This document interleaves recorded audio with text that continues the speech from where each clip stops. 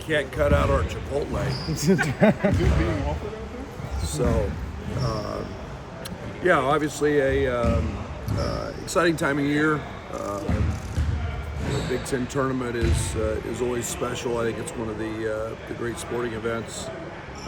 Excited to be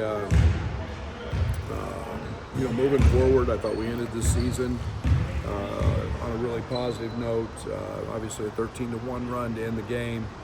I thought it was very fitting that we had good balance. We got some stops when we needed to. Things that you have to do to win games in postseason, and I thought that it was nice to get going, make some shots in the second half, and I thought really be very efficient on the offensive side with a lot of layups, a lot of cuts, and that's all opened up because of our ability to shoot the three. So don't know our opponent. Obviously going to get a team that shoots the ball very well, that relies a lot on jump shots. Both these teams are very, very capable of putting some baskets together from the perimeter. So we'll see what that looks like and start preparing tonight after the outcome. You're hoping for 4 games in 4 days. What can Perez Johnson give you in that kind of stretch? Minutes. Yeah, physicality, athleticism. I think we all have to understand he hasn't played a month.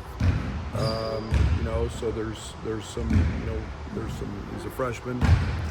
There's some limitations, I think, to, we're not just throwing him back in the starting lineup. So we'll see how he progresses. He's been great in practice. He's impacted practice a great deal. And, I know his rebounding and his defense will be needed sometimes at some point throughout this postseason. Is there anything about his style of play that makes it easier to acclimate? Like, he's not a high usage guy. He kind of brings the same thing all the time. Is it easier to acclimate a guy? Yeah, guard, rebound, and run. Again, we were playing a lot of those bigs. He and Tommy and Ben a lot together. We're not doing that as much. That's not to say we won't get back to that. But I think the one thing through all the 11 games missed by starters in league play is that we've been able to adapt to different styles of play and play different ways. So excited to have him back. We missed him. He's athletic. He's a rebounding machine. So that piece will be very welcome. Will Riley's played really well down the stretch. What do you feel like was the turning point with him? I don't know if there was this, maybe the Michigan State game, if you want to have a half, and then he got sick. But, I think it's just growth. I think it's the natural maturation with freshmen that play, and then he got a little confidence, and now he's just blossomed. He's as confident as any player I've seen. He's just he's a focal point of what we do. He's a focal point of what opponents are trying to stop, and he's turned into a heck of a player. But maybe it was that point. It just took him some time, and I think he's more comfortable on the defensive side, obviously, than he was early. Just the way you finished the season give you confidence that you're finding the consistency you need to string together those 4 wins and win this tournament. I think that there's a lot of value in that. I think there's a lot of value in finding ways to win games different. We won a lot of league games by big margins. It's nice to win a close one and have to make plays, and it's nice to become a little more settled on go-to guys and how we're doing things, and all those things play into winning in the postseason. And then I thought we got stops, and those are all things you have to do at the end of the game in postseason when they're all close.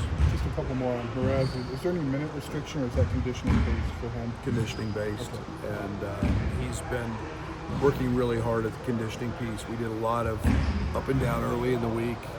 And he needed oxygen, so he'll be back and he'll be fine. And the good thing about postseason is long media timeouts, so you get a chance to really catch your breath. I guess with the timeline for him, you had thrown out the Big Ten idea, the tournament idea. I think in New York you got it. Is this always about the window, or did that develop? This was all doctors. This was all doctors. This doesn't have anything to do with me throwing a timeline out. This is what they told us. This is how long it needed. They told us when the scan would be. So this was all medical. I guess with Morez back in practice, was one, did you have everybody? And then two, when's the last time you had everybody? I know we had everybody a game or the practice before Indiana. I'm not sure we had any, maybe much more than that. The West Coast swing. Yeah, I got to look. I don't. It's been a long time, and it's just been incredible because the energy's good. It's not where we're sick and have guys that they feel terrible. It's back that we've got just great energy again, and we've got a lot of bodies. So yeah, that brings a smile to my face. I'd have to look. Somebody told me, maybe Indiana. I know it was right after the West Coast swing and that everything kind of went kapoof. But I'd have to look at that. It's been a long time. I mean, to have that whole group and like just the idea of what that group could be that you just didn't see for months. I mean, have it now in March. What difference does that make? Yeah, I think it's huge. I think you want to be playing your best, and we want to have all your options this time of year. I think we had 11 games with starters out in league play, so over half our games we played without our whole group.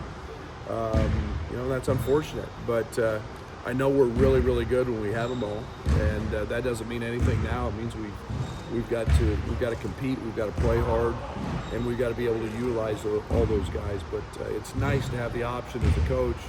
You've got all your weapons. Raven is the only guy back from the team that made a run last year. Ty was on that team, obviously. Is there anything they can talk to the guys about what to expect? Yeah, they've done that a lot. Talking about the consistency of showing up every day, that there's good moments, there's bad moments. You want to win in multiple days. You're going to have ups and downs as a player. You're going to have ups and downs as a team, and you have to withstand that. And you do that with your effort and your togetherness.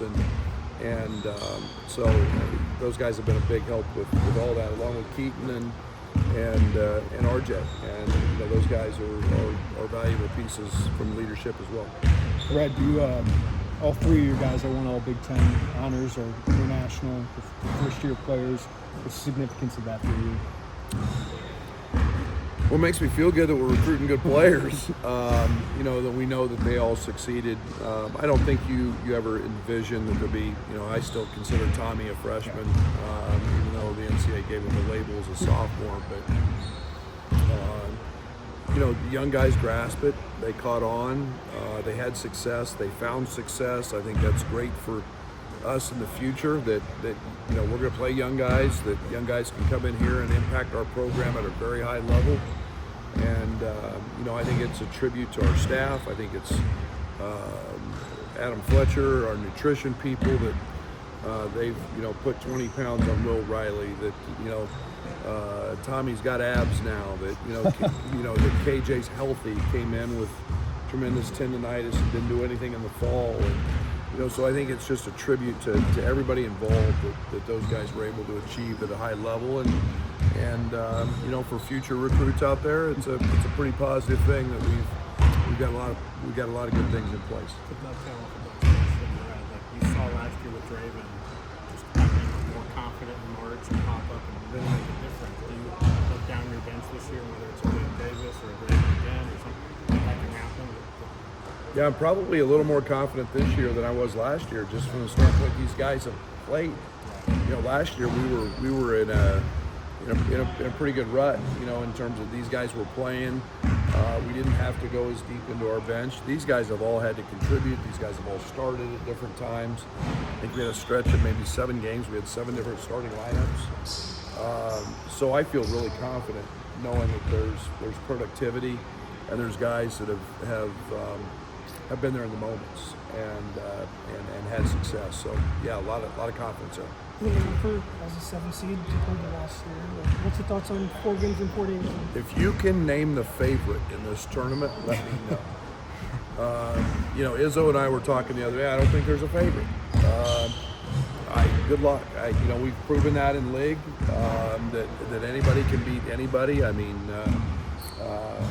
Michigan State lost to Southern Cal. We got upset. We lost to Nebraska didn't happen to make it, and they're a very good team. So I don't know how you pick a favorite. I think it's picking the team that gets hot. I think you find a team that is, gets a break or two, and they could be the champion. I'm curious if Will talk about his growth defensively. If you expected the kind of arc defensively that he's been on this year, obviously he's got the length and the size, but did you think he'd maybe pick up on it like he had?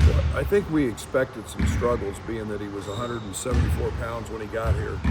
But the fact that he's 196 now, and then Will's really competitive.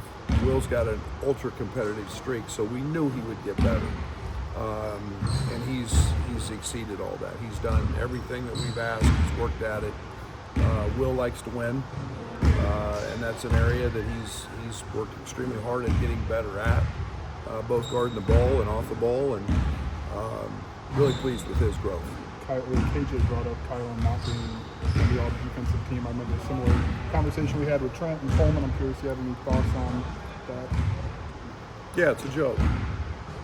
It's really frustrating. Everybody values different things defensively. We're one of the worst teams in the country at forcing turnovers. We've always been that. So they like guards who get steals. They like bigs who block shots. We like guys who can guard multiple positions, and just make somebody's life miserable. So everybody's value of what a good defender is different. I wouldn't trade him for anybody in the country. Guarding the basketball, and I don't care what size. And you can ask Cooper Flagg to Mark Sears, both All-Americans, and he's done yeoman's work night in and night out for us. So, in my book, he's the best defender in college basketball on the basketball, and yeah, it's frustrating. Thank you.